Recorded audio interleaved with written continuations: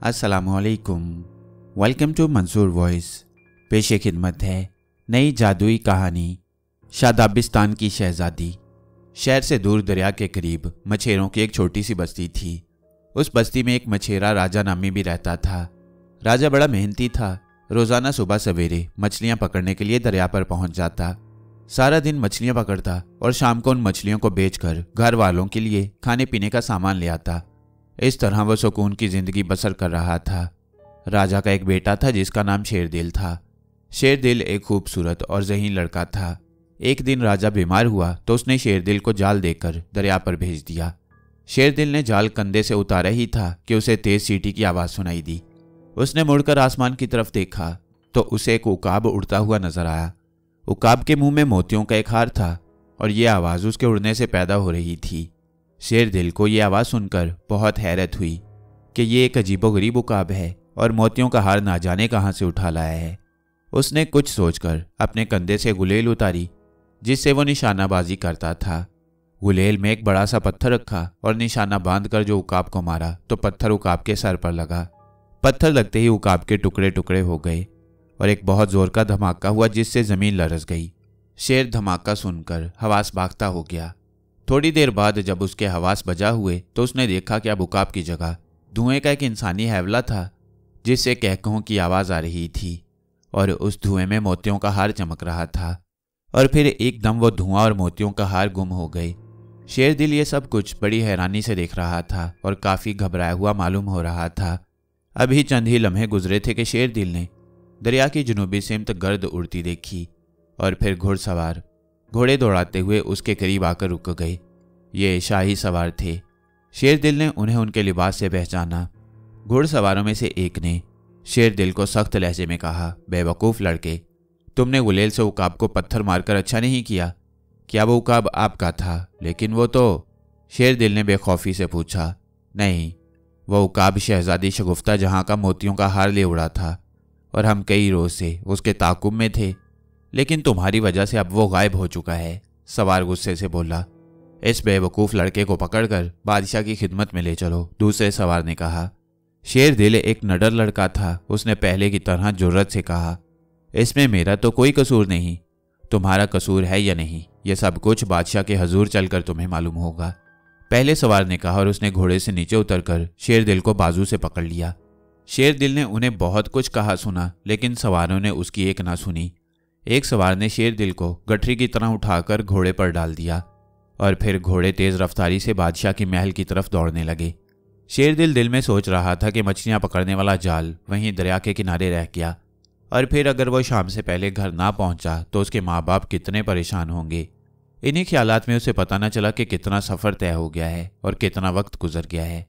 और फिर शेरदिल को बादशाह के सामने पेश किया गया।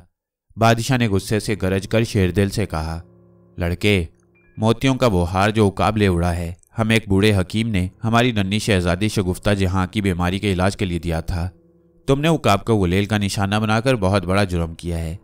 बादशाह ने इंतहाई गुस्सीले लहजे में कहा। शेरदिल कुछ कहना चाहता था, लेकिन बादशाह ने हुक्म दिया कि इस लड़के को कैद खाने में डाल दिया जाए। परसों हम इसकी किस्मत का फैसला सुनाएंगे। शेरदिल को कैद खाने में 3 रोज़ हो गए थे और उसे कोई ज़्यादा खौफ या घबराहट नहीं थी। अलबत्ता वो इस बात से फिक्रमंद ज़रूर था कि उसके माँ बाप उसकी गैर हाजिरी में बहुत परेशान होंगे। शेरदिल गुजरे हुए हालात से बड़ा हैरान था और सोच रहा था कि पत्थर लगने से उकाब का धमाके के साथ टुकड़े टुकड़े हो जाना ज़रूर कोई तिलिस्म या जादू है। उधर अभी दिन निकला ही था कि शेरदिल को बादशाह के पास ले जाया गया। बादशाह उस वक्त बहुत गमज़दा नजर आ रहा था। लड़के, 3 रोज़ से हमारे आदमी उस जगह हार तलाश कर रही हैं जहाँ तुमने उकाब को गुलेल का निशाना बनाया था, लेकिन अभी तक कामयाबी नहीं हुई और हमारी बेटी को भी होश नहीं आया। सब हकीम तबीब नाकाम हो चुके हैं। बादशाह ने शेरदिल से मुखातिब होकर कहा, आलम पनाह, अगर जान के अमान पाऊँ तो कुछ अर्ज करूँ। मुझे तो यह सब कुछ जादू मालूम होता है। शेरदिल ने आगे बढ़कर मुअद्दबाना लहजे में कहा, हमें भी यही मालूम होता है और इसमें तुम्हारा कोई कसूर नहीं। अगर हमें वह बूढ़ा फ़कीर फिर मिल जाए तो हम अपनी बेटी शगुफ्ता जहाँ के इलाज के लिए उससे और हार ले लें। उस हार के मोतियों की यह खासियत है कि उसे गले में डालते ही बीमारी ख़त्म हो जाती है। बादशाह ने कहा, आलम पनाह, अगर इजाज़त हो तो मैं उस फ़कीर की तलाश में जाता हूँ। मुझे शहजादी हजूर की बेहोशी के बारे में दिली सदमा है। शेरदिल ने अदब से कहा। लड़के, बड़े बड़े बहादुर और शाह सवार हौसला हार बैठे हैं, तुम भला क्या करोगे? बादशाह ने कहा। आलमपना मैं मेहनत और मुशक्कत का आदी हूँ और मुश्किलात का मुकाबला करके भी उसे ढूंढ निकालूंगा, शेरदिल ने कहा। बादशाह ने शेरदिल की हिम्मत देखकर उसे कामयाबी की दुआओं के साथ इजाजत दे दी। शेरदिल जब रवाना होने लगा तो बादशाह ने काला नस्ल का घोड़ा, तलवार और पहनने के लिए बेहतरीन लिबास दिया। शेरदिल एक सेहतमंद लड़का था, इसलिए शाही लिबास में वह फौजी जवान नजर आ रहा था। वह फकीर की तलाश में अनजानी मंजिल की तरफ रवाना होने से पहले अपने माँ बाप से मिलना चाहता था, इसलिए वह घोड़े पर सवार अपने घर की जानिब रवाना हो गया। अभी उसने घर का आधा ही फासला तय किया था कि अचानक घोड़ा बिदक कर मुखालिफ सिमत में दौड़ने लगा। अगर शेरदिल ने जरा सी भी गफलत की होती तो जमीन पर आ रहता, क्योंकि घोड़ा बर्क रफ्तारी से दौड़ रहा था। शेरदिल ने घोड़े को रोकने की बहुत कोशिश की, मगर कामयाब न हुआ।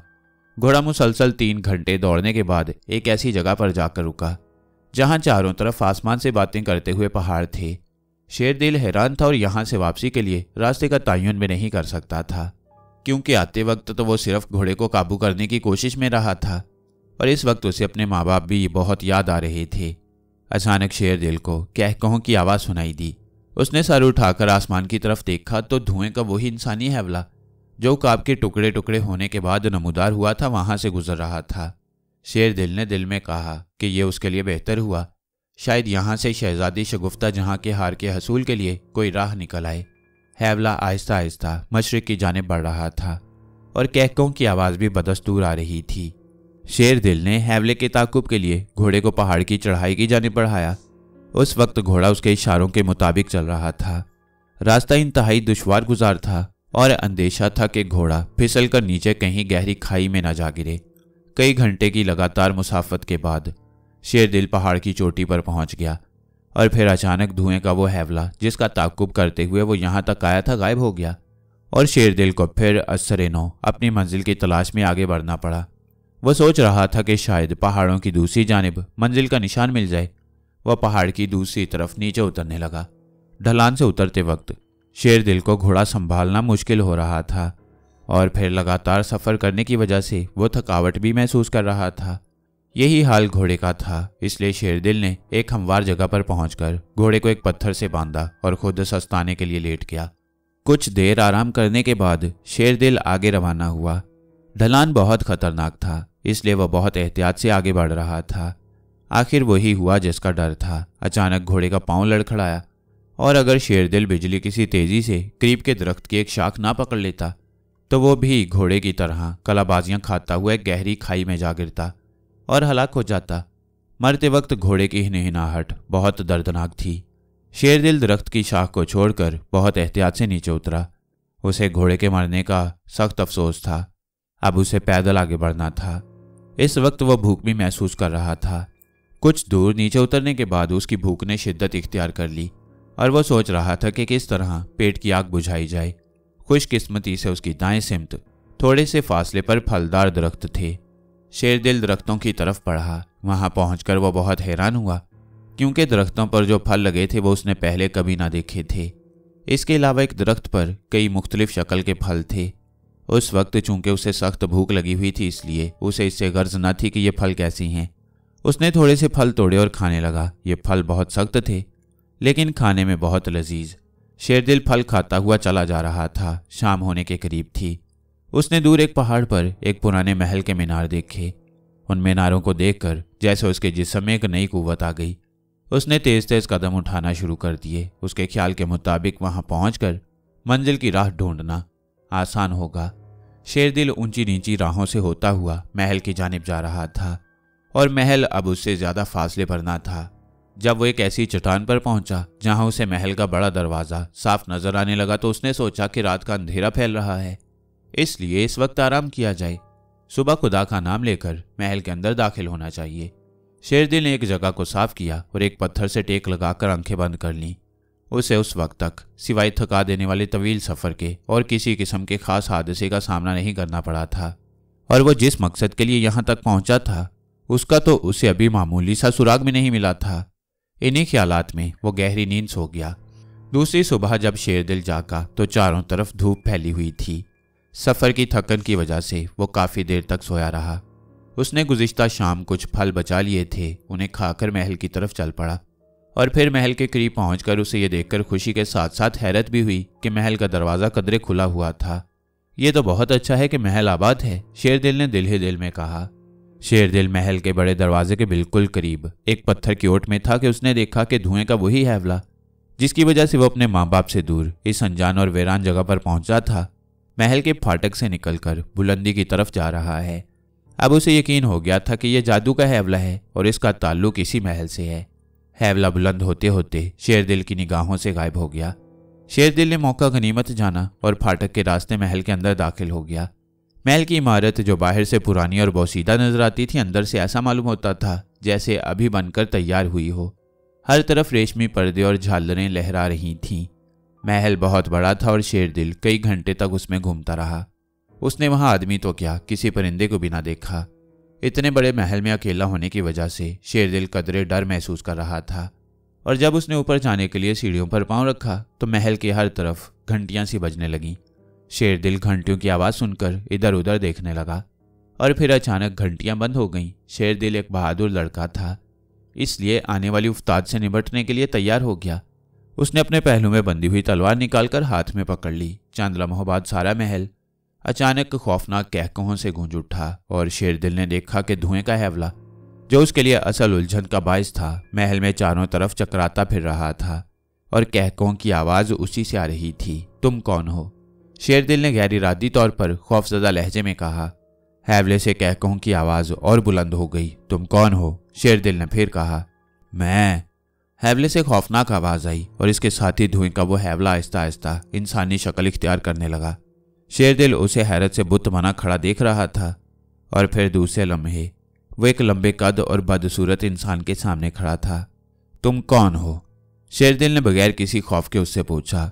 अहमक लड़के, तुम नहीं जानते मैं साम जादूगर हूं। तुमने मुझे गुलेल से पत्थर मारकर जख्मी किया है। देखो मेरे माथे से अभी तक खून रिस रहा है। यह मेरा महल है और तुम इस वक्त मेरी कैद में हो, बदसूरत जादूगर ने वसीले लहजे में कहा। साम जादूगर, मैंने तो उकाब का निशाना बनाया था, मुझे क्या मालूम था कि तुमने उकाब का रूप धार रखा है। शेरदिल ने कहा। तुम छोटे से लड़के होकर यहाँ किस लिए आए हो और कैसे पहुंचे हो? यहाँ तक पहुंचने का रास्ता तो बेहद दुश्वार गुजार है, साम जादूगर ने कदरे हैरत ज़दा लहजे में कहा। उम्र का कम या ज्यादा होना कोई ऐसी बात नहीं, इंसान में हिम्मत और काम करने की लगन होनी चाहिए और मैं शहजादी शगुफ्ता जहां का मोतियों का हार हासिल करना चाहता हूं। शेरदिल ने अपने आने का मकसद बताते हुए कहा। यह सुनकर साम जादूगर की आंखें सुरख अंगारा हो गईं और चेहरा गुस्से से और भी ज्यादा बदसूरत हो गया। बेवकूफ़ लड़के, मोतियों का वो हार मैंने एक खास मकसद के लिए हासिल किया है। अब वो हार मेरे कब्जे में है और उस हार की वजह से अब मैं दुनिया का सबसे बड़ा जादूगर हूं। साम जादूगर ने पहलू बदलकर गुस्से से गरजते हुए कहा। हार शहजादी के इलाज के लिए है, शहजादी उसके बगैर कई रोज से बेहोश है। तुम वो हार मुझे दे दो, शेरदिल ने कहा। यह कभी नहीं हो सकता। और फिर तुम अब यहां से जाओगे कैसे? मैं तुम्हें अपने जादू के जोर से पत्थर का बुत बनाकर अपने अजायब घर में रखूंगा, साम जादूगर ने कहकहा लगाते हुए कहा।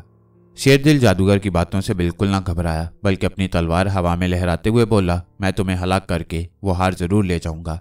शेरदिल ने पुरज़म लहजे में कहा। अरे लड़के, बहुत तेज हो, मेरे सामने तुम्हारी मजाल ही क्या है? साम जादूगर ने जोर से कहकहा मारते हुए कहा। इसके साथ ही उसने मुंह ही मुंह में कुछ पढ़कर शेरदिल की तरफ फूंक मारी तो तलवार शेरदिल के हाथ से निकलकर छत से जा लगी। तुम अपने जादू से मुझे खौफजदा नहीं कर सकते, बेहतर यही है कि तुम हार मुझे दे दो, क्योंकि शहजादी शगुफ्ता जहां की जान खतरे में है, शेरदिल ने कहा।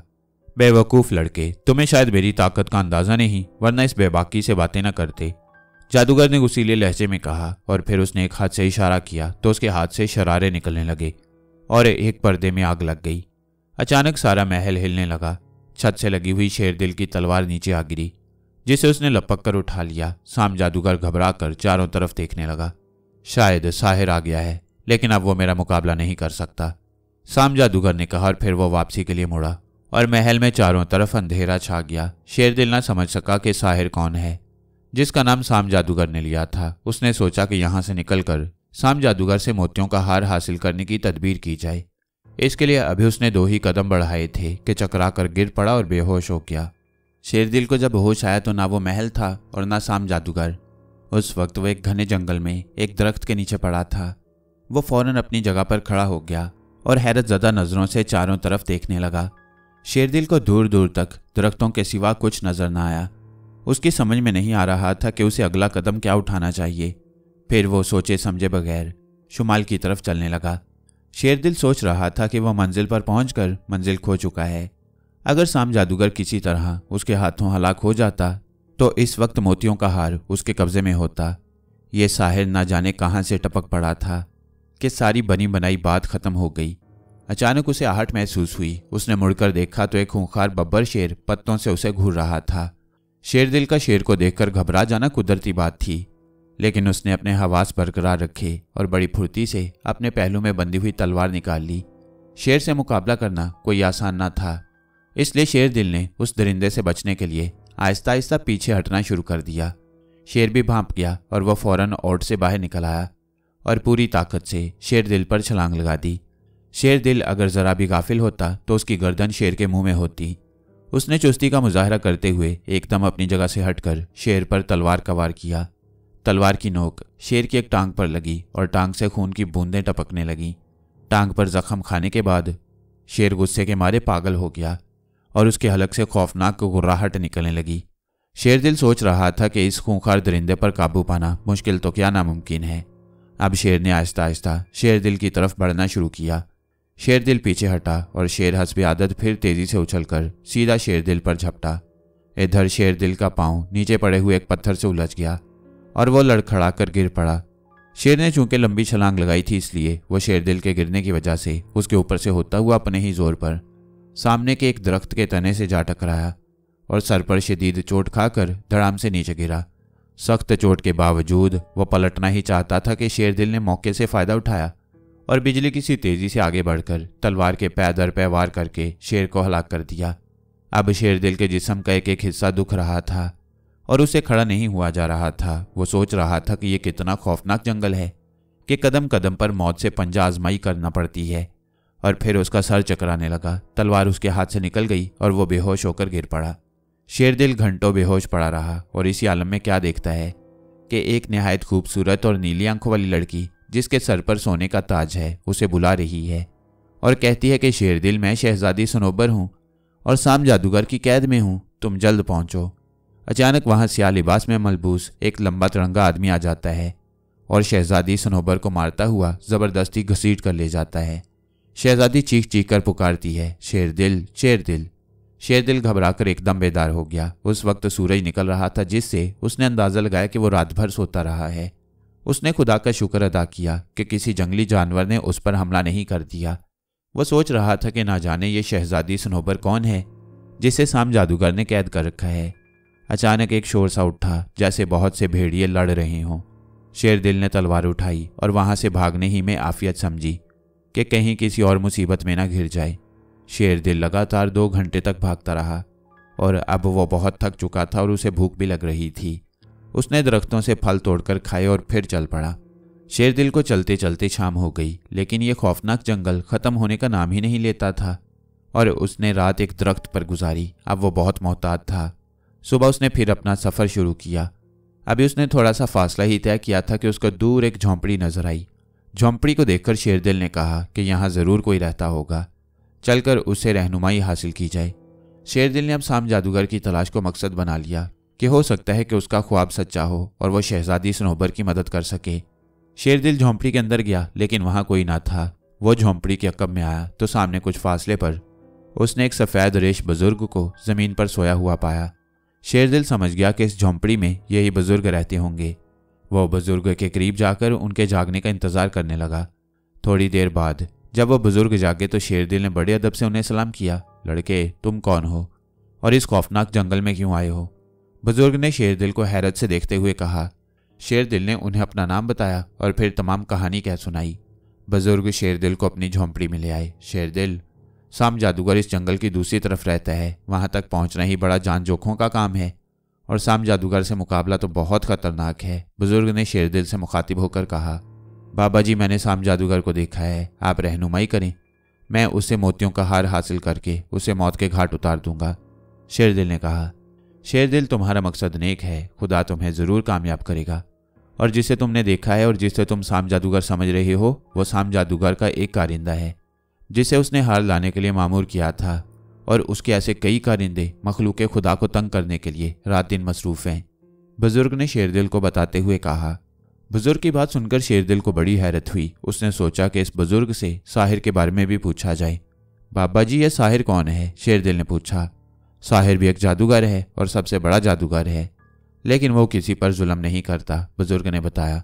और फिर उन्होंने शेरदिल को एक छोटी सी पुतली और एक रुमाल देते हुए कहा, ये जादू की पुतली है, इसे अपने पास रख लो, ये तुम्हारे बहुत काम आएगी, और ये मेरी तरफ से तुम्हारी बहादुरी का इनाम है। बुजुर्ग ने पुतली शेरदिल की तरफ बढ़ाते हुए कहा। शेरदिल ने शुक्रिया के साथ बुजुर्ग के हाथ से पुतली ले ली और फिर बुजुर्ग के कहने पर शेरदिल ने रात झोंपड़ी में गुजारी। दूसरी सुबह जब शेरदिल वहां से रुखसत होने लगा तो उसने उस बुजुर्ग से कहा, बाबा जी, मैं ये पूछना भूल गया था कि आप कौन हैं, और इस जंगल में ये मत पूछो, वैसे मैं एक बार तुमसे फिर मिलूंगा।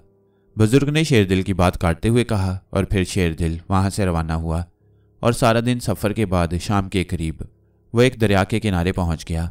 दरिया की गुजरगाह जंगल में ही थी और दरिया के दोनों किनारों पर जंगल का वही ना खत्म होने वाला सिलसिला फैला हुआ था। बुजुर्ग की हदायत के मुताबिक शेरदिल ने दरिया अबूर करके मंजिल की तरफ जाना था। दरिया का पानी शोर मचाता हुआ तेजी से बह रहा था। शेरदिल ने सोचा कि दरिया को तैरकर अबूर करना कोई आसान काम नहीं है। एक तो दरिया का पाट बहुत चौड़ा था, दूसरा पानी की तेजी बता रही थी कि इसमें इंसान तिनके की भी हैसियत नहीं रखता।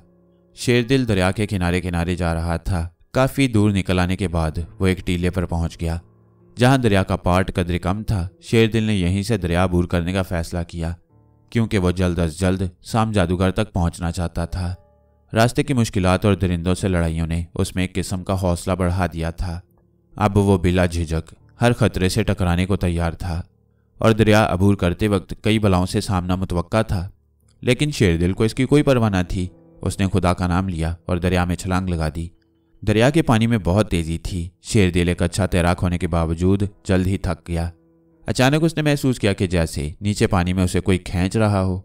शेरदिल ने तेजी से तैरकर वहां से आगे बढ़ना चाहा तो उसे मालूम हुआ कि उसकी एक टांग किसी चीज से बंधी हुई है और वो अपनी जगह से हिल भी नहीं सकता।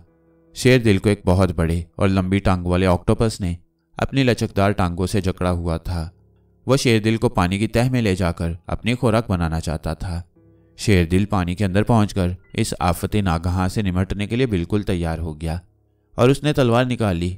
ऑक्टोपस की टांगें बहुत तेजी से इधर उधर लहरा रही थीं। शेरदिल ने तलवार के पहले ही वार से उसकी एक टांग काट दी। उस पर ऑक्टोपस की गिरफ्त कमजोर होने की बजाय और सख्त होने लगी। शेरदिल ने हिम्मत न हारी। उसे पानी के अंदर सांस टूटने का कोई डर न था क्योंकि वो घंटों पानी में रह सकता था। अचानक ऑक्टोपस ने अपनी एक टांग लहराकर शेरदिल के दाहिने हाथ पर मारी और तलवार उसके हाथ से निकलकर पानी की तह में जा गिरी। शेरदिल अब तलवार नहीं उठा सकता था क्योंकि उसकी टांग अभी तक ऑक्टोपस की गिरफ्त में थी। शेरदिल बहुत परेशान हुआ। उधर ऑक्टोपस ने अपनी एक और टांग बढ़ाकर शेरदिल को गर्दन से भी पकड़ लिया। ऑक्टोपस ने शेरदिल को गर्दन से पकड़ा तो शेरदिल का दम घुटने लगा। उसने गर्दन को ऑक्टोपस की गिरफ्त से आज़ाद कराने के लिए दाएं हाथ से जोर लगाया तो ऑक्टोपस ने उसका बाजू भी पकड़ लिया। शेरदिल काफ़ी देर से पानी के अंदर था और फिर इस खौफनाक आबी जानवर से मुकाबले ने उसे निढाल कर दिया। वह सोच रहा था कि किसी तरह तलवार हाथ आ जाए, लेकिन ऑक्टोपस उसे मुखालिफ सिमत पर ले जा रहा था। शेरदिल उस वक्त बिल्कुल बेबस हो गया। उसने दिल में खुदा को याद किया और आइंदा लम्हों का इंतज़ार करने लगा। शेरदिल, शेरदिल। अचानक शेरदिल को आवाज़ सुनाई दी और वो हैरानी से इधर उधर देखने लगा कि यहाँ पानी में उसे कौन पुकार रहा है। ये आवाज़ उसी लकड़ी की पुतली से आ रही थी जो उसे बुजुर्ग ने दी थी। शेरदिल, मुझे निकालकर पानी में डाल दो, पुतली ने शेरदिल से मुखातिब होकर कहा। शेरदिल ने ऐसा किया तो पानी में हलचल मच गई। शेरदिल ने देखा कि पुतली ने एक बहुत बड़ी और खौफनाक मछली की शक्ल इख्तियार कर ली है और फिर वो मछली फुंकारती हुई ऑक्टोपस पर हमलावर हो गई। ऑक्टोपस शेरदिल को छोड़कर मछली के मुकाबले पर आ गया। शेरदिल ये सब कुछ हैरत से देख रहा था और फिर फौरन अपनी तलवार की तरफ लपका। ऑक्टोपस की एक टांग कट जाने के बावजूद बाकी टांगें बहुत तेजी से गर्दिश कर रही थीं। ऑक्टोपस ने अपनी एक टांग बढ़ाकर मछली को दुम से पकड़ लिया। मछली पहले तो इधर उधर लहराकर तैरती रही, फिर जोर से फुंकारी और ऑक्टोपस की एक टांग को मुंह में दबा लिया। मछली की फुंकार से पानी में एक शोर सा पैदा हो गया। पानी के इन दो खौफनाक जानवरों की लड़ाई का ये नज़ारा बड़ा दिलचस्प था। शेरदिल जख्मी होने के बावजूद पानी में ठहर कर उन्हें बड़े इश्तियाक से देखने लगा। अचानक मछली ने एक पलटा खाया और उसके साथ ही ऑक्टोपस भी तेजी से घूमा, लेकिन मछली अपना काम कर चुकी थी। उसने ऑक्टोपस की एक टांग काट कर फेंक दी। ऐसा मालूम होता था कि उसके मुंह में दांतों की बजाय छुरियां लगी हुई हों। ऑक्टोपस ने मछली की दुम छोड़ दी और वहां से भाग जाना चाहा, लेकिन मछली तेजी से आगे बढ़ी और चंद लम्हों में ऑक्टोपस के टुकड़े टुकड़े कर दिए। शेरदिल के लिए बुजुर्ग की दी हुई पुतली उस वक्त कुदरत की तरफ से इमदाद बनी हुई थी। मछली ऑक्टोपस को खत्म करने के बाद शेरदिल के करीब आ गई और फिर शेरदिल ने पानी से बाहर निकलने के लिए रुख ऊपर की जानिब किया तो मछली ने इंसानों की तरह बोलते हुए शेरदिल से कहा, शेरदिल, अब हमें कई रोज तक पानी के अंदर ही सफर करना है। शेरदिल हैरान था कि आखिर ये किस तरह मुमकिन है। हैरान होने की जरूरत नहीं शेरदिल, दरिया के बाहर सफर करना ज्यादा खतरनाक है। तुम मेरी दुम से एक पर निकालकर अपने हाथ में ले लो, इसके बाद तुम पानी में उसी तरह आसानी से सांस लोगे जिस तरह खुश्की पर लेते हो, मछली ने कहा। शेरदिल ने मछली के कहने पर अमल करते हुए उसकी दुम से एक पर ले लिया और फिर मछली उसकी रहनुमाई के लिए आगे आगे चलने लगी। शेरदिल मछली के साथ 2 घंटे तक मुसलसल सफर करता रहा। अब वो काफी थक चुका था। पानी में बगैर रुके सफर करना कोई आसान काम नहीं। शेरदिल को थकावट के सिवा पानी में सांस लेने की कोई दिक्कत न थी और वह पानी के अंदर पथरीली चट्टानों और फलदार दरख्तों को देखकर भी ताज्जुब कर रहा था। कुछ देर बाद शेरदिल को दूर 2 चट्टानों के दरमियान लोहे का एक जंगला नजर आया। जंगला देखकर शेरदिल को बड़ी हैरानी हुई कि यहाँ दरिया में कैसे और किसने लगाया है।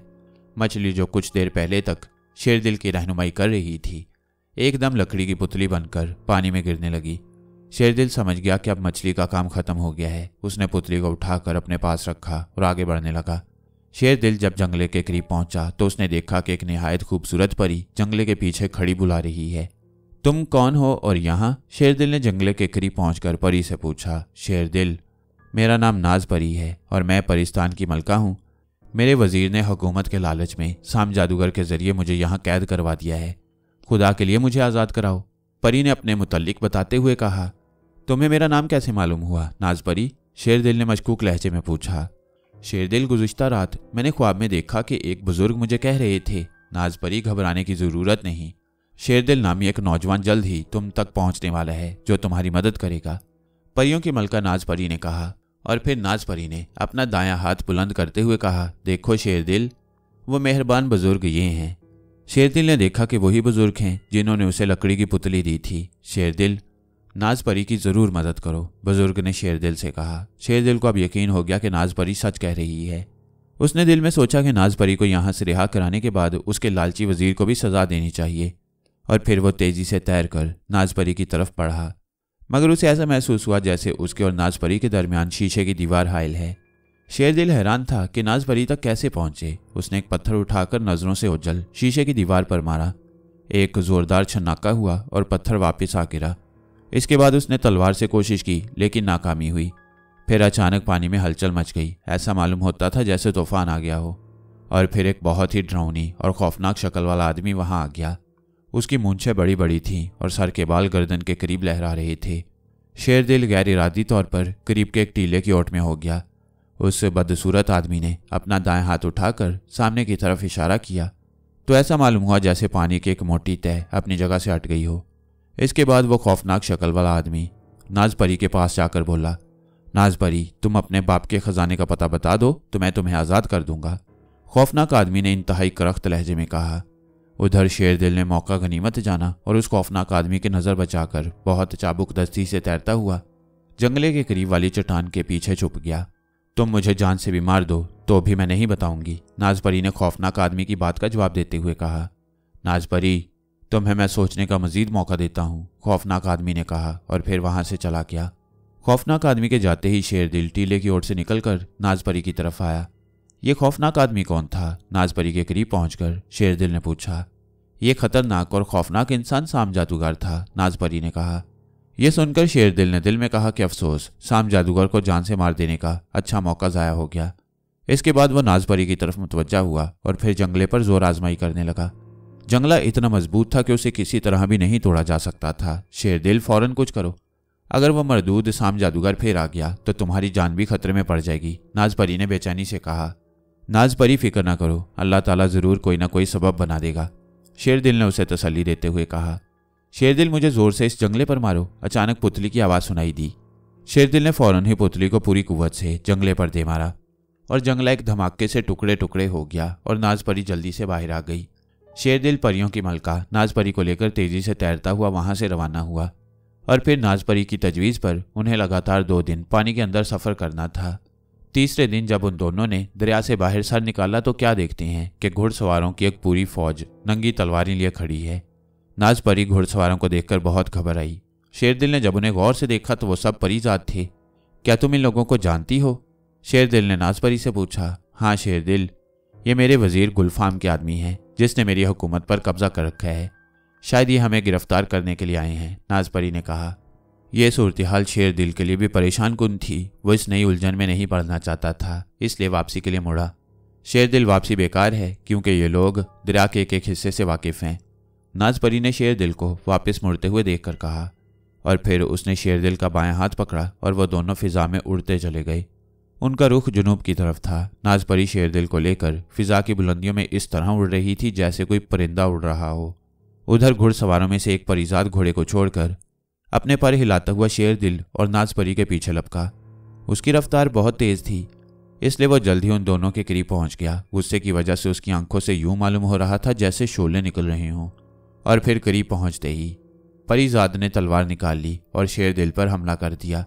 नाज परी फौरन नीची परवाज के साथ शेरदिल को परिजाद के हमले से बचाकर एक तरफ ले गई। अगर उसे जरा सी भी सुस्ती हो जाती तो शेरदिल की गर्दन परिजाद की तलवार से कट चुकी होती। परिजाद फौरन पलट कर झपटा। अब शेरदिल ने भी अपनी तलवार निकाल ली। परिजाद ने दोबारा हमला किया, लेकिन शेरदिल ने उसका वार अपनी तलवार पर रोक लिया और फिर दोनों तरफ से तलवारें टकराने लगीं। शेरदिल का बायां हाथ नाज परी के हाथ में था और दाएं हाथ से परिजाद का मुकाबला कर रहा था। फिजा में होने वाली ये लड़ाई बहुत अनोखी और हैरानकुन थी। शेरदिल बहुत फुर्ती का मुजाहरा कर रहा था, परिजाद भी कम न था। उधर नाज परी शेरदिल को संभाले थक गई थी और फिर अचानक उसकी गिरफ्त कमजोर हुई और शेरदिल कलाबाजी खाकर गिरा, लेकिन गिरते ही उसने परिजाद का बायां बाजू पकड़ लिया। अचानक परिजाद ने एकदम पलटा खाया ताकि शेरदिल नीचे गिरकर हलाक हो जाए, लेकिन शेरदिल ने परिजाद का बाजू बड़ी मजबूती से पकड़ा हुआ था। आखिर परिजाद ने शेरदिल पर एक और हमला किया, लेकिन शेरदिल ने उसके वार को रोककर बड़ी फुर्ती से अपनी तलवार घुमाई तो परिजाद का एक बाजू कंधे से कट गया जिसे शेरदिल पकड़े हुए था। और फिर बाजू कटते ही शेरदिल सैकड़ों फुट की बुलंदी से नीचे पथरीली जमीन की तरफ गिरने लगा। शेरदिल के गिरते ही नाज परी ने फुर्ती का मुजाहरा किया और बिजली किसी तेजी से शेरदिल की तरफ लपकी और जमीन तक पहुंचने से पहले ही उसका एक हाथ थाम लिया और फिर ऊपर की जानिब उड़ान लेकर शेरदिल की जान बचा ली, वरना पथरीली जमीन पर गिरकर उसका हलाक हो जाना यकीनी था। उधर परिजाद अपना बाजू कटने की वजह से बुरी तरह बिलबिला रहा था और उसका बस नहीं चलता था कि वो क्या करे। आखिरकार वो वहां से भाग खड़ा हुआ। नाज परी और शेरदिल एक बार फिर फिजा में तैरते हुए तेजी से जनूब की तरफ बढ़ने लगे। शेरदिल, परिजाद का बाजू कटने से हमारे लिए खतरा मजीद बढ़ गया है, इसलिए हमें यहाँ से फौरन चले जाना चाहिए, नाज परी ने शेरदिल की बहादुरी से मुतासिर होते हुए कहा। अचानक शेरदिल की नज़र एक स्याह रंग के पहाड़ पर पड़ी जो आसमान से बातें कर रहा था। नाज परी ने भी वो पहाड़ देख लिया। शेरदिल, इस स्याह पहाड़ की दूसरी जानिब देवों की हुकूमत है और देवों के बादशाह फरफर देव बहुत अच्छे मिजाज का मालिक है। उसके मुल्क के हमारे मुल्क के साथ बहुत अच्छे ताल्लुकात रही हैं। हम वहीं चलते हैं, वो हमारी मदद ज़रूर करेगा क्योंकि वो जानता है कि गुलफाम से अवाम बहुत ही तंग है, नाज परी ने शेरदिल को मुखातिब करके कहा।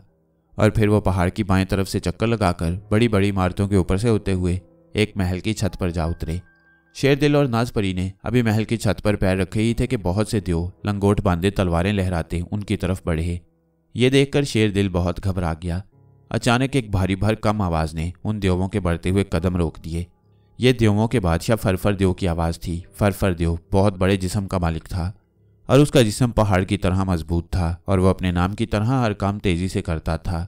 हम परियों के मलका नाज परी को अपने मुल्क में आमद पर खुश आमदीद कहते हैं।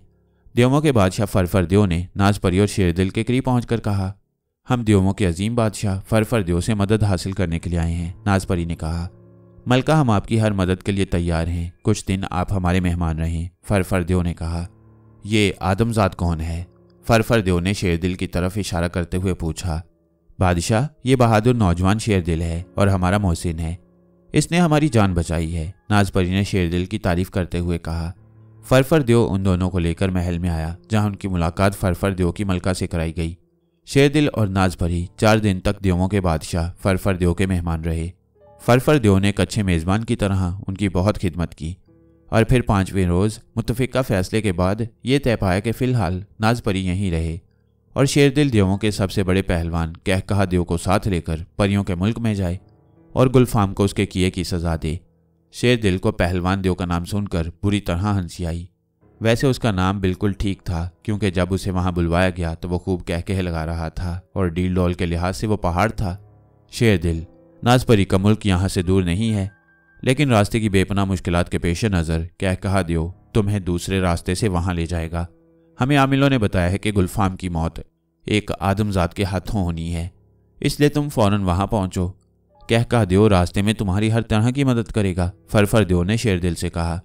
इस पर कहकहा देव, जो करीब खड़ा हुआ था, कहकहे लगाना शुरू हो गया।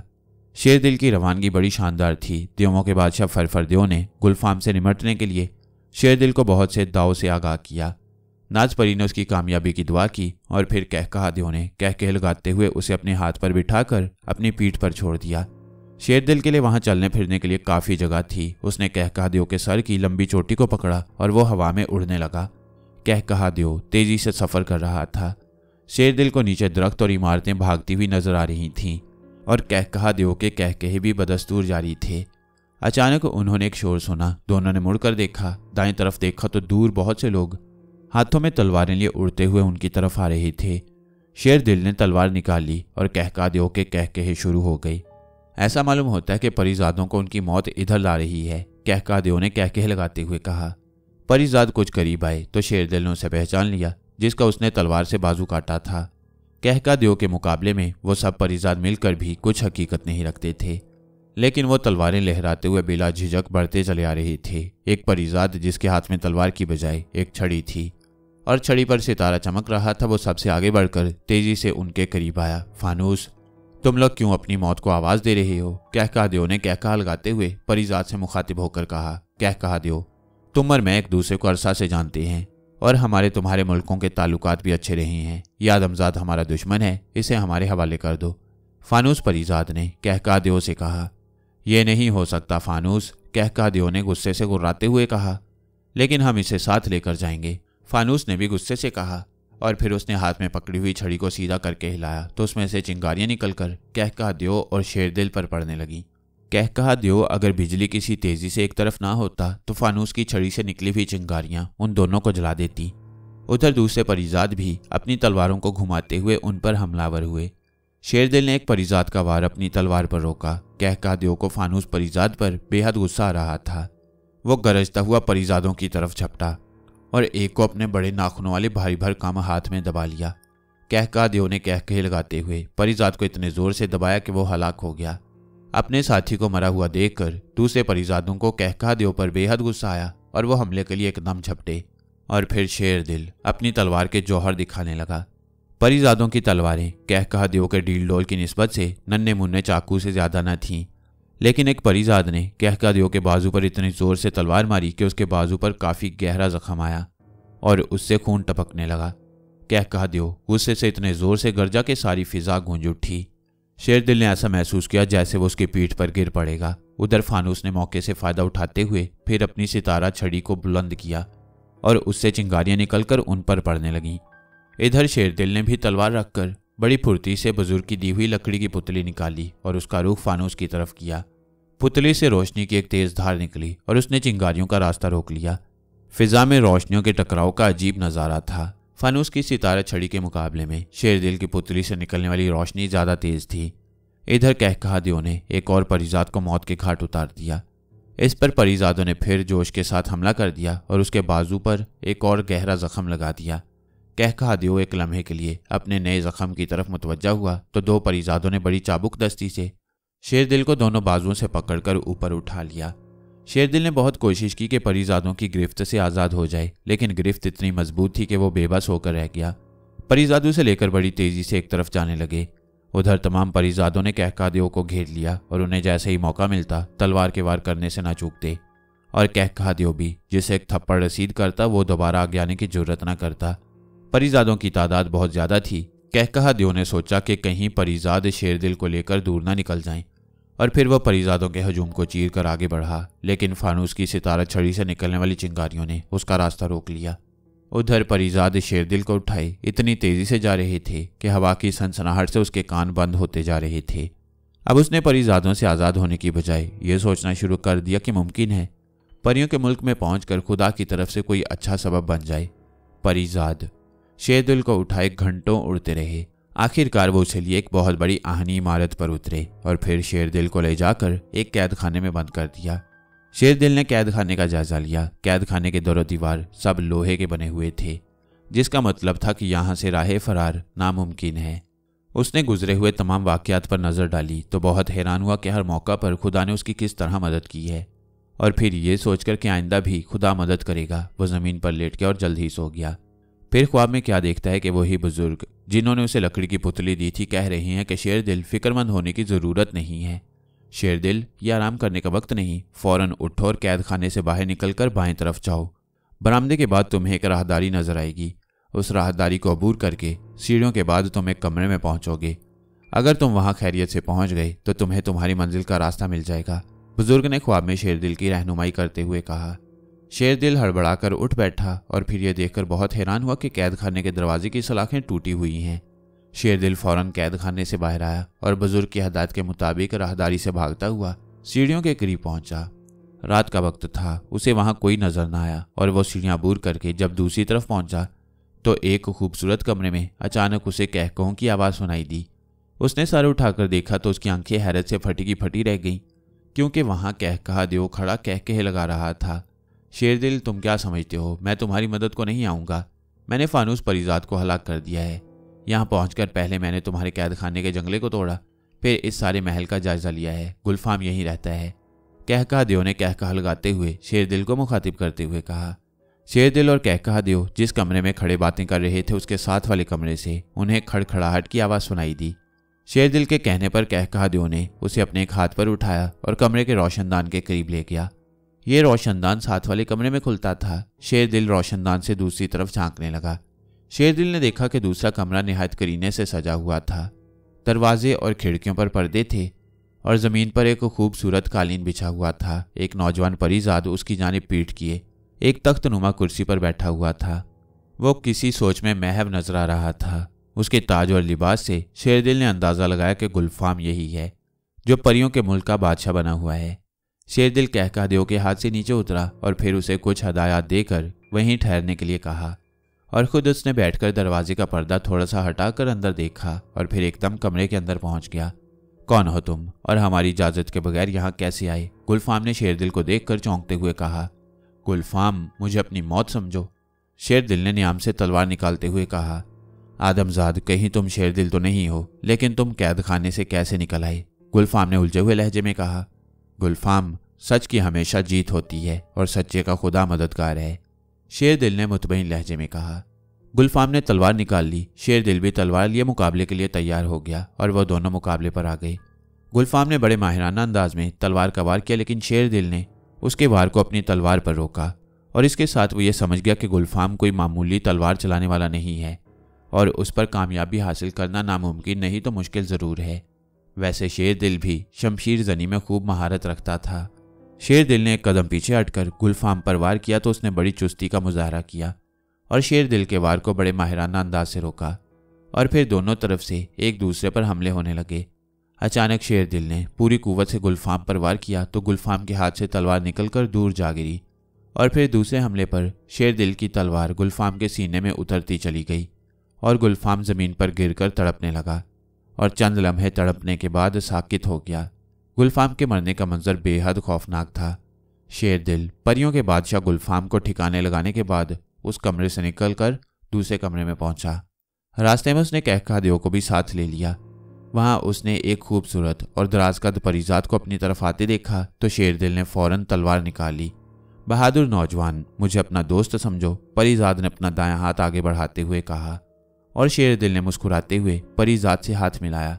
सारी रियाया गुलफाम के जुल्मों सितम से सख्त परेशान थी। तुमने उसे ख़त्म करके हम पर बड़ा एहसान किया है।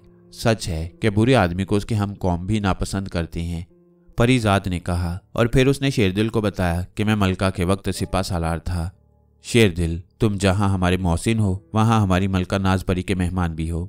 इस वक्त तुम थके हुए हो, कुछ देर आराम कर लो, बाकी बातें बाद में होंगी, सिपा सालार परीजाद ने कहा। और फिर शेरदिल को अपने साथ लेकर एक राहदारी में आया और दाएं तरफ सीढ़ियों की तरफ इशारा करते हुए कहा, शेरदिल, ऊपर मलका के खास मेहमानों के लिए आरामगाह है, उधर किसी को जाने की इजाज़त नहीं है, तुम ऊपर जाकर आराम करो। शेरदिल जब ऊपर पहुंचा तो एक बहुत ही आरामदेह कमरा था जो सजा हुआ था।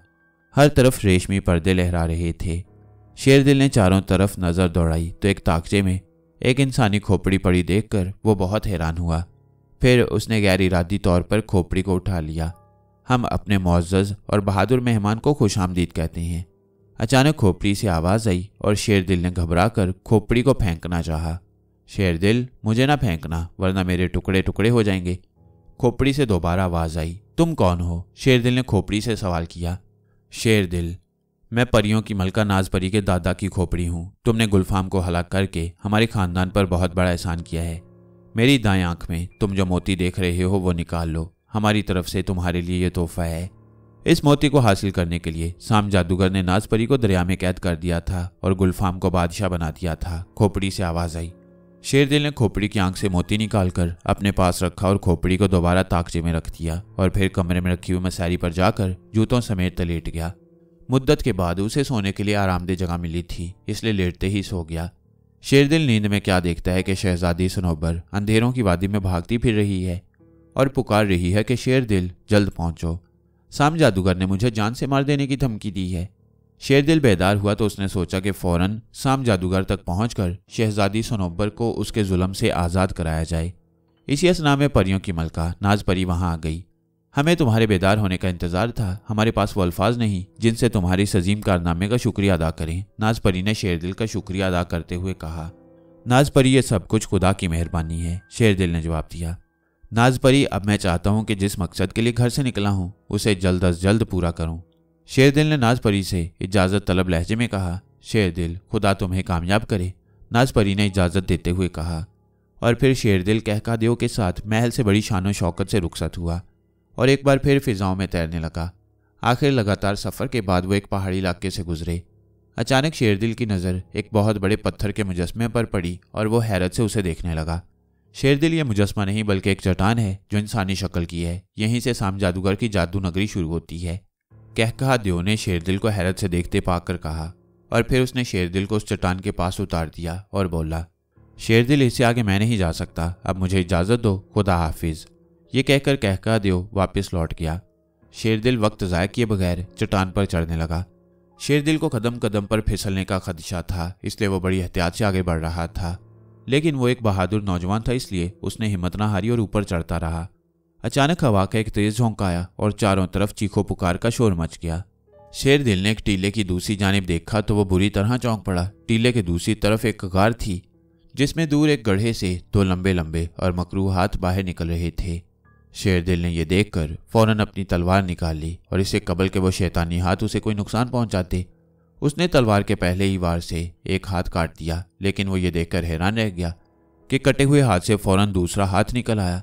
शेरदिल ने बिजली की सी तेजी से दूसरे बाजू पर वार किया तो उससे भी एक नया हाथ निकल आया। शेरदिल वार पर वार करता रहा और हाथ कटते और निकलते रहे। ये सूरत हाल बड़ी तशवीशनाक थी। आखिरकार शेरदिल ने सोचा कि यहाँ से भाग निकलना चाहिए, क्योंकि कटे हुए हाथों ने भी उछल उछल कर उसकी तरफ बढ़ना शुरू कर दिया। इसलिए उसने आहिस्ता आहिस्ता दाएं तरफ हटना शुरू किया। अचानक गड्ढे से एक अजीबुल खलकत इंसान शोर मचाता हुआ बाहर निकलने लगा। उसके बड़े बड़े दांत और अंदर धंसी हुई गोल गोल आंखें थीं। शेरदिल समझ गया कि ज़रूर ये कोई शैतानी मखलूक है। उसने इतना भयानक चेहरा पहले कभी ना देखा था। शेरदिल फौरन उछलकर बाएं जानिब हो गया। उस इंसानुमा भूत के हलक से बहुत खौफनाक गुर्राहट निकल रही थी। उसने अपना मुंह इस तरह खोल रखा था जैसे वो शेरदिल को एक तरने वाला समझता हो। शेरदिल आने वाले हर खतरे से निपटने के लिए पूरी तरह मुस्तैद था और तलवार पर उसकी गिरफ्त मजबूत थी। उस खौफनाक बला ने शेरदिल को पकड़ने के लिए अपना भद्दा और लंबी उंगलियों वाला हाथ बढ़ाया, लेकिन शेरदिल ने फुर्ती से एक कदम पीछे हटकर तलवार से उसके हाथ पर वार कर दिया और उसका हाथ कटकर नीचे गिरा। लेकिन फौरन ही उसकी जगह एक और हाथ निकल आया और साथ ही शैतानी मखलूक उछलकर गड्ढे से बाहर निकल आई। उसके पांव बड़े बड़े और ऐसे थे जैसे मछली की दुम होती है।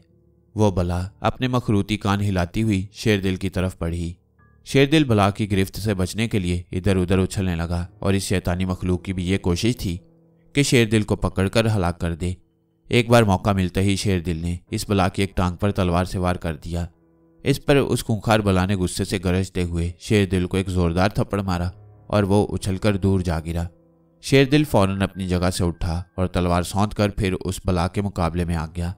शायद उस शैतानी मखलूक को इसकी तवक्को न थी। उसने शेरदिल को पहले बड़ी हैरत से देखा और फिर आगे बढ़ी। शेरदिल ने उसके करीब पहुंचते ही उस पर तलवार का वार किया, जिससे उस बला का दायां हाथ जख्मी हो गया और फिर उसने गुस्से की शिद्दत से शेरदिल को हाथ मारा तो शेरदिल चकरा कर गिर पड़ा और फिर अचानक उसे पुतली का ख्याल आया। पुतली का ख्याल आते ही शेरदिल पलक झपकने में खड़ा हो गया और पुतली निकाल कर उसका रुख उस शैतानी मखलूक की तरफ किया तो पुतली से शोले निकलने लगे और भूत उन शोलों से बचने के लिए पीछे हटा तो आग के शोले भी उसकी तरफ लपके। अब हालत ये थी कि वो जिधर जाता शोले उसका पीछा करते। उसने शोलों से भाग जाने के लिए ऊपर की जानिब छलांग लगाई तो शोलों ने उसे एकदम अपनी लपेट में ले लिया और चंद लम्हों में वो जलकर भस्म हो गया। भूत के मरते ही अचानक एक जोरदार खड़खड़ाहट हुई और शेरदिल को यूं महसूस हुआ कि उसके पांव के नीचे से जमीन टूट रही है। शेरदिल ने अपने आप को संभालने की बेहद कोशिश की लेकिन बेसूद। दूसरे ही लम्हे वो किसी शराबी की तरह लड़खड़ाया और धड़ाम से जमीन पर गिर पड़ा। महल के खूबसूरत कमरे में साम जादूगर गुस्से से भरा टहल रहा था। साम जादूगर तो वैसे भी गुस्से का मशहूर था, जिससे बड़े बड़े नामी ग्रामी जादूगर कांपते थे। साम जादूगर को जादू के जोर से मालूम हो चुका था कि बहादुर नौजवान शेरदिल शहजादी सनोबर को उसे छुड़ाने के लिए और हार हासिल करने के लिए जादू नगरी में पहुंच चुका है। अचानक साम जादूगर के होंठों पर हंसी खेलने लगी और वह बड़ी तेजी से एक दरवाजे का पर्दा हटाकर एक कमरे में दाखिल हुआ। ये एक छोटा सा कमरा था और इसके दाईं तरफ दीवार के सहारे एक बड़ा सा नेजा खड़ा था। नेजे के दो छोटे छोटे पर थे। उसने वो नेजा उठा लिया। साम जादूगर नेजा लिए बाला खाने में पहुंच गया। ये एक बहुत बड़ा और खूबसूरत कमरा था, जिसे रेशमी पर्दों ने और भी खूबसूरत बना दिया था। यहाँ पहुंचकर साम जादूगर ने नेजे को इस तरह मुखातिब किया जैसे वो एक जानदार शय हो। ए परवाज़े तिलिस्मी, यहाँ से सीधा जंगल में पहुंचो और महल की तरफ आने वाले बेवकूफ़ नौजवान शेरदिल को मौत के घाट उतार दो। साम जादूगर ने नेजे से मुखातिब होकर कहा। साम जादूगर की बात पर नेजे के पर इस तरह हिलने लगे जैसे वो साम जादूगर की बात समझ रहा हो। अब दुनिया देखेगी कि साम जादूगर की तरफ बढ़ते हुए कदम काट दिए जाते हैं। नादान मुझसे हार हासिल करने के लिए आ रहा है, साम जादूगर ने कहकहा लगाते हुए कहा और कमरे की दाएं जानिब दरवाजे से निकलकर बरामदे में आया और नेजे को जोर से फिजा में फेंका। नेजे के पर तेजी से फड़फड़ाने लगे और नेजा सनसनाता हुआ बिजली की सी तेजी से जंगल की उस जानिब जाने लगा जिधर शेरदिल था। जो ही शेरदिल को होश आया वो उछलकर खड़ा हो गया और हैरानी से इर्द गिर्द देखने लगा। अब वहां ना तो कोई चट्टान थी ना गार। वो एक मैदान में खड़ा था और फिर जो ही उसकी नज़र दाएं तरफ गई तो वो चौंक पड़ा। दूर किसी महल के मीनार नजर आ रहे थे। महल को देखकर शेरदिल की खुशी की इंतहा न रही। उसने सोचा कि यकीनन साम जादूगर इसी महल में रहता होगा और शहजादी सनोबर भी इसी महल में कैद होगी। वो खड़ा भी सोच ही रहा था कि एकदम चौंक पड़ा। फिजा में फड़फड़ाहट सी गूंजी। साम जादूगर का छोड़ा हुआ तीर पलक झपकने में शेरदिल के सर पर पहुंच गया। तीर को देखते ही शेरदिल ने एक जानिब छलांग लगाई। साम जादूगर का छोड़ा हुआ नेजा पलक झपकते में शेरदिल के सर पर पहुंच गया।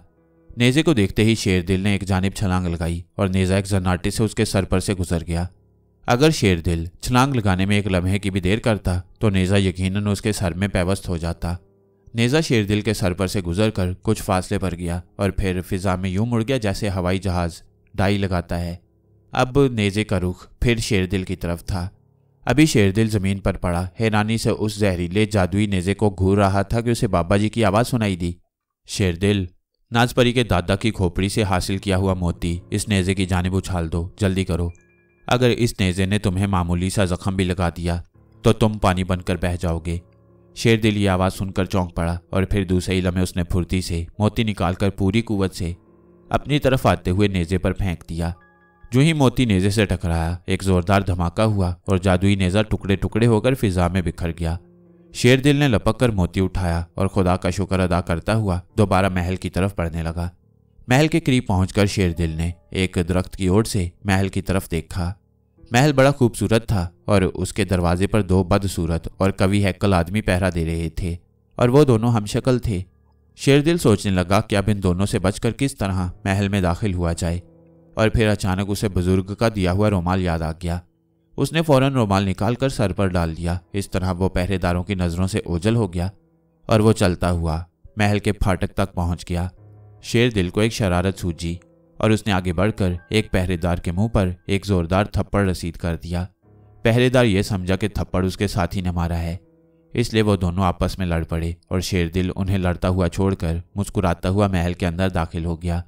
महल बहुत ही खूबसूरत था और अक्सर दीवारों पर खोपड़ियां बनी हुई थीं। महल के अंदर पहुंचकर शेरदिल ने रुमाल सर से उतारा। शेरदिल बरामदे से होता हुआ एक कमरे में पहुंचा और फिर उसने महल के कई कमरे देख डाले, लेकिन उसे वहां कोई भी नजर न आया। वो जब एक राहदारी में मुड़ने लगा तो उसने किसी को दबी दबी आवाज में रोते हुए सुना। वो आवाज की तरफ गया तो उसने देखा कि एक जंगली के पीछे एक बहुत खूबसूरत लड़की कैद है। लड़की को देखते ही शेरदिल पहचान गया कि शहजादी सनोबर यही है। शहजादी का रो रोकर यह हाल था कि वो बरसों की बीमार नजर आती थी। शेरदिल, तुम आ गए हो। मुझे एक बुजुर्ग ने बताया था कि शेरदिल नामी एक बहादुर नौजवान जल्द ही तुम्हारी रिहाई के लिए पहुंच रहा है। शहजादी सनोबर ने शेरदिल को देखते हुए कहा। फिक्रमंद होने की जरूरत नहीं शहजादी सनोबर। शहजादी सनोबर ने बताया कि वो शादाबिस्तान के बादशाह की बेटी है। शेरदिल ने कुछ कहना चाहा कि अचानक जोरदार कहकों की आवाज़ सुनकर चौंक पड़ा। साम जादूगर आ रहा है, शहजादी सनोबर ने कहा। साम जादूगर का सुनकर शेरदिल फौरन तलवार निकालकर संभल कर खड़ा हो गया। अचानक साम जादूगर कहके लगाता हुआ उसके करीब ही के कमरे से बाहर आया और शेरदिल से बोला, नादान नौजवान, तू क्या समझता है कि तुम्हारे यहाँ पहुँचने का मुझे इल्म नहीं है। शेरदिल ने साम जादूगर की बात का कोई जवाब ना दिया और वो उसके मुकाबले पर आ गया। साम जादूगर के गले में खोपड़ियों का हार था और उसके नीचे वो हार चमक रहा था जिसके लिए शेरदिल यहाँ आया था। जालिम जादूगर, मैं तेरी मौत बनकर आया हूँ, शेरदिल ने गुस्से से गरजते हुए कहा। शेरदिल की बात सुनकर साम जादूगर का चेहरा गुस्से से स्याह हो गया और आंखें शोला बन गईं। गुस्ताख लड़के, तेरी ये मजाल कि तू मेरी मौत की बात करे। मौत तो मेरे नाम से कांपती है, साम जादूगर ने गुस्से से चीखते हुए कहा। और फिर उसने कुछ अजीबोगरीब अल्फाज ऊंची आवाज में दोहराए और फिर शेरदिल को घूर कर देखा तो उसकी आंखों से आग के शोले निकलकर शेरदिल की तरफ आए, लेकिन उन शोलों ने शेरदिल का कुछ ना बिगाड़ा बल्कि फूल बन बनकर उस पर गिरने लगे। साम जादूगर ये देखकर बहुत हैरान हुआ। उसने अपनी आंखों से निकलने वाले शोलों से बार बार शेरदिल पर हमला किया, लेकिन वो शेरदिल को किसी किस्म का नुकसान पहुंचाने में नाकाम रहा। शेरदिल के पास बुजुर्ग की दी हुई पुतली थी जिसकी वजह से उस पर आग का असर नहीं हो रहा था। साम जादूगर, तेरी शैतानी कुव्वतें मेरा कुछ नहीं बिगाड़ सकती, शेरदिल ने मुस्कुराते हुए कहा। बेवकूफ़ नौजवान, मुझे तुम्हारी जवानी पर तरस आता है, वरना तुम मेरी ताकत से वाकिफ नहीं। अगर मैं चाहूं तो फूंक से पहाड़ को रेजा रेजा कर दूं, साम जादूगर ने गुस्से से चीखते हुए कहा। साम जादूगर, मैं तुम्हारे नापाक वजूद से इस दुनिया को पाक करने के इरादे से आया हूं, शेरदिल ने बड़े मुतमईन अंदाज में कहा। यह सुनकर साम जादूगर ने गले में पड़ी हुई एक खोपड़ी को शेरदिल की तरफ फेंका तो उसके हाथ आहनी जंजीरों में जकड़ गए। अचानक कमरे में घंटियों की आवाज़ गूंज उठी। यह आवाज़ साम जादूगर के गले में पड़े हुए खोपड़ियों के हार से आ रही थी, जिसका मतलब ये था कि उसके लिए जहानुमा पर कोई पैगाम है। जहानुमा कमरे में मौजूद दीवार पर एक बड़ी सी आंख थी जिसमें साम जादूगर जादू के जरिए बाहर की दुनिया का मंजर देखता। आंख की मानिंद जहानुमा में उसी बुजुर्ग का चेहरा था जिसने शेरदिल की कदम कदम पर मदद की थी। भाई आप, साम जादूगर ने बुजुर्ग का चेहरा देखते ही कहा। जादूगर, बेशक तुम और मैं एक ही बाप की औलाद हैं, लेकिन तुम शैतानी कुव्वतों के जरिए लोगों पर जुल्म के पहाड़ तोड़ रही हो और मैं बनीनो इंसान की खिदमत अपना फ़र्ज समझता हूँ, इसलिए तुम्हारा और मेरा क्या रिश्ता। जादूगरी को तो हर मजहब और हर कौम ने बुरा कहा है और तुम्हारे गुरूर को मलियामेट करने के लिए शेरदिल पहुंच चुका है, बुजुर्ग ने गुस्सीले लहजे में कहा और गायब हो गया। शेरदिल को मैं अभी मौत के घाट उतार देता हूँ, साम जादूगर ने गुस्से से कहा और शेरदिल की तरफ पलटा, लेकिन जूं ही वो मुड़ा शेरदिल गायब था। साम जादूगर शेरदिल को ना पाकर पागलों की तरह उसे ढूंढने लगा, लेकिन वो उसे कहीं ना मिला। शेरदिल वहीं मौजूद था। वो भला वहां से क्यों जाता? उसका तो मकसद ही साम जादूगर का खात्मा करना था। उसने पुत्री के जरिए जंजीरें तोड़ दी थीं और फिर बुजुर्ग के दिए हुए रुमाल को अपने सर पर डालकर साम जादूगर की नज़रों से ओझल उस वक्त उसके करीब ही खड़ा था और साम जादूगर को इसका बिल्कुल इल्म ना था। साम जादूगर ने चंद लम्हों के लिए आंखें बंद की और गुमसुम खड़ा रहा। वो अपनी शैतानी कुव्वत के जरिए शेरदिल का पता लगाना चाहता था और फिर उसे अपने जादू के जोर से मालूम हो गया कि शेरदिल उसकी नज़रों से ओझल करीब ही मौजूद है। लेकिन इस हालत में वो शेरदिल का कुछ भी ना बिगाड़ सकता था। इसलिए उसने धोखा देने के लिए चालाकी से काम लेते हुए कहा, बहादुर शेरदिल, तुम क्या चाहते हो, सामने आओ। मोतियों का हार और तुम्हारी मौत, शेरदिल ने जाहिर हुए बगैर कहा। शेरदिल अगर चाहता तो साम जादूगर की नज़रों से छुपे हुए अपनी तलवार का हमला करके उसका काम तमाम कर सकता था, लेकिन इस तरह हार के खो जाने का खदशा था। शेरदिल, सामने तो आओ, मैं हार तुम्हें दे देता हूँ, भला ये मेरे किस काम का है, साम जादूगर ने खुशामदाना लहजे में कहा। शेरदिल ने मोहतात रहते हुए रुमाल सर से उतार दिया और साम जादूगर उसे देखकर इस अंदाज से उसकी तरफ बढ़ा जैसे दोस्ती करना चाहता हो। शेरदिल ने तलवार पर गिरफ्त मजबूत कर ली। शेरदिल, तुम मेरी तरफ से कोई अंदेशा अपने दिल में ना लाओ, साम जादूगर ने हंसते हुए कहा। और फिर वो शेरदिल के करीब कुछ इस अंदाज से आया जैसे गले से हार उतार कर देने का इरादा रखता हो। लेकिन अचानक उसने शेरदिल की कनपटी पर एक ऐसा घोंसा मारा कि शेरदिल की आंखों के सामने तारे नाचने लगे और तलवार उसके हाथ से निकलकर दूर जा गिरी। साम जादूगर का घोंसा इतना जबरदस्त था कि शेरदिल ने महसूस किया कि जैसे उस पर पहाड़ आ गिरा हो। शेरदिल, साम जादूगर के हमले से कबल उसका इरादा भांप तो गया था, लेकिन साम जादूगर की फुर्ती हैरान कुन थी, इसलिए वो कुछ न कर सका। और फिर साम जादूगर के यके बाद दीगरे कई हमलों से शेरदिल के कदम लड़खड़ाने लगे और उसका सर चकराने लगा। साम जादूगर उसका हाथ पकड़कर उसे खींचता हुआ दूसरे कमरे में लाया। शेरदिल एक बाहिम्मत नौजवान था, वो साम जादूगर का मुकाबला कर सकता था, लेकिन उसके गैर मुतवक्का हमलों ने शेरदिल को कुछ न करने दिया। साम जादूगर ने शेरदिल से वो पुतली भी छीन ली जो उसे बुजुर्ग ने दी थी, क्योंकि वो जानता था कि जब तक ये पुतली शेरदिल के पास है वो शेरदिल पर काबू नहीं पा सकता। अचानक शेरदिल साम जादूगर से हाथ छुड़ाकर महल के सहन की तरफ भागा। साम जादूगर फौरन उसके पीछे लपका, लेकिन शेरदिल तो छलावा बना हुआ था, वो भला अब साम जादूगर के हाथ कैसे आता। साम जादूगर ने बहुत ज्यादा थक जाने के बावजूद शेरदिल का पीछा जारी रखा। अचानक साम जादूगर ने अपने पहलू से एक बड़ा सा खंजर निकाल लिया। उसने खंजर को नोक से पकड़ा और गुस्से से चीखते हुए शेरदिल की तरफ फेंका। खंजर पलक झपकते में शेरदिल की दाएं रान में घुसता चला गया। तकलीफ की शिद्दत से शेरदिल की चीख निकल गई, लेकिन इससे पहले कि साम जादूगर शेरदिल को पकड़ता, शेरदिल ने पलक झपकते में रुमाल निकालकर सर पर ओढ़ लिया और दूसरे लम्हे एक बार फिर वो जादूगर की नज़रों से ओझल हो गया और साम जादूगर को पागलों की तरह उसे ढूंढता छोड़कर कमरे से बाहर निकल आया। शेरदिल मुख्तलिफ कमरों में झांकने लगा और फिर एक कमरे में उसने एक दीवार के साथ वैसे ही परों वाला एक नेज़ा देखा जिससे वो एक बार मुकाबला कर चुका था। उसने आगे बढ़कर नेज़ा उठा लिया। जो ही नेज़ा उसके हाथ में आया, उसके कानों में बुजुर्ग की आवाज़ सुनाई दी, शेरदिल, जितनी जल्दी हो सके इस नेज़े से साम जादूगर को हलाक कर दो। जब तक नेज़ा तुम्हारे हाथ में होगा साम जादूगर का जादू तुम पर नहीं चल सकेगा। बुजुर्ग की आवाज़ सुनकर शेरदिल बहुत खुश हुआ। उसने बेख्तियार चिल्लाकर कहा, बाबा जी, बहुत बहुत शुक्रिया, और फिर तेजी से वापस उस कमरे में भागा जहां साम जादूगर अभी तक उसे ढूंढ रहा था। शेरदिल ने रुमाल सर से उतारा और जाहिर हो गया, और फिर उसके हाथ में नेज़ा देखकर साम जादूगर घबरा गया और खौफजदा होकर वहां से भाग खड़ा हुआ। शेरदिल भी साम जादूगर के पीछे भागा और फिर 2-3 कमरों से होता हुआ एकदम उसके सामने आ गया।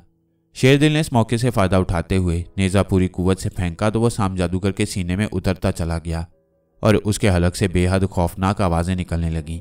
इस तरह की आवाज़ें जैसे बहुत से शैतान मिलकर रो रही हों। फिर एकदम साम जादूगर का चेहरा ऐसा भयानक हो गया कि देखकर जिस्म पर एक लर्जा तारी हो जाए।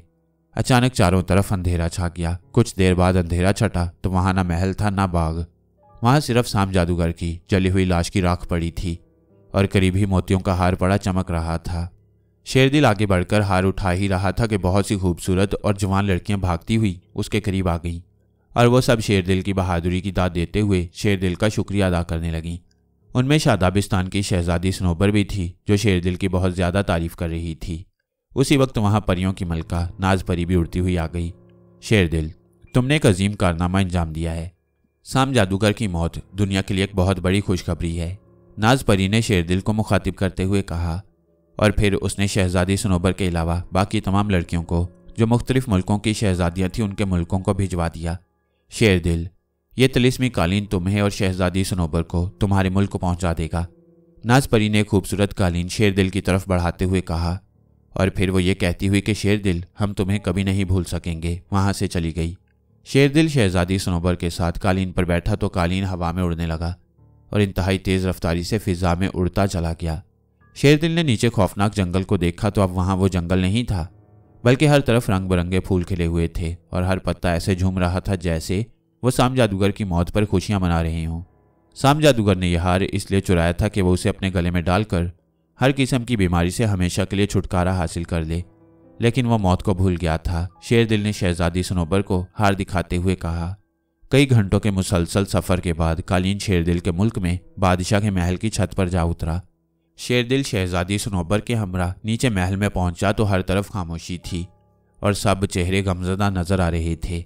जब बादशाह को शेरदिल की आमद की खबर मिली तो वह दौड़ता हुआ शेरदिल के पास पहुंचा और उन्हें अपने साथ लेकर फौरन शहजादी शगुफ्ता के कमरे में पहुंचा। शहजादी आंखें बंद किए पलंग पर पड़ी उखड़ी उखड़ी सांसें ले रही थी। ऐसे मालूम होता था जैसे वो चंद घड़ियों की मेहमान हो। शेरदिल ने फौरन आगे बढ़कर हार शहजादी शगुफ्ता के गले में डाल दिया। हार गले में डालते ही शहजादी शगुफ्ता ने आंखें खोल दी और उठकर बैठ गई। वह बिल्कुल तंदुरुस्त हो गई। ऐसे मालूम हो रहा था जैसे वो कभी बीमार ही ना थी। मलका और बादशाह के चेहरे भी खिल उठे। शेरदिल, तुम बहुत अजीम हो और आज से तुम हमारे बेटे हो। अल्लाह तुम्हें हमेशा सलामत रखे, मलका ने शेरदिल को दुआएं देते हुए कहा। और फिर शेरदिल के माँ बाप भी वहां पहुंच गए, जिन्हें बादशाह ने अपने महल में रखा हुआ था। उन्होंने अपने बेटे को देखते ही उसे गले लगा लिया। शहजादी शगुफ्ता के तंदुरुस्त होते ही हर तरफ खुशी के शादियाने बजने लगे और हर कोई शेरदिल की तारीफ कर रहा था। और फिर 4 रोज इसी तरह खुशी के हंगामों में गुजर गए। 5वें रोज बादशाह ने अपनी तरफ से बहुत से तोहफे देकर शहजादी सनोबर को शेरदिल के हमरा शादाबिस्तान रवाना कर दिया। शादाबिस्तान का बादशाह कैसर बहुत ही नेक दिल बादशाह था। बेटी को जिंदा सलामत देखकर उसे ऐसा मालूम हुआ जैसे उसे नई जिंदगी मिल गई है। उसने शेरदिल का बेहद शुक्रिया अदा किया और शेरदिल की बहादुरी और जुर्रतमंदी देखकर शहजादी सनोबर की शादी उसके साथ कर दी। शादी के दूसरे दिन शेरदिल शहजादी सनोबर के साथ बाग में टहलने जा रहा था कि मुबारक हो के अल्फाज सुनकर वो रुक गया। उसने मुड़कर देखा तो उसी बुजुर्ग का नूरानी चेहरा नजर आया जिन्होंने उसकी हर लम्हा मदद की थी। ए मोहतरम बुजुर्ग, असल मुबारकबाद के तो आप मुस्तहिक हैं, शेरदिल ने शुक्रिया अदा करने वाली नजरों से देखते हुए बुजुर्ग से कहा। शेरदिल, मेरा बुढ़ापा साम जादूगर का मुकाबला नहीं कर सकता था। तुमने उसका खात्मा करके दुनिया से एक बहुत बड़ी बुराई का खात्मा किया है जो इंसानियत पर एक एहसान अजीम है, बुजुर्ग ने कहा और उसका नूरानी चेहरा गायब हो गया। कुछ दिनों बाद शेरदिल शहजादी सनोबर को लेकर अपने माँ बाप के पास आ गया। उसके माँ बाप उसे और उसकी दुल्हन शहजादी सनोबर को देखकर बहुत खुश हुए।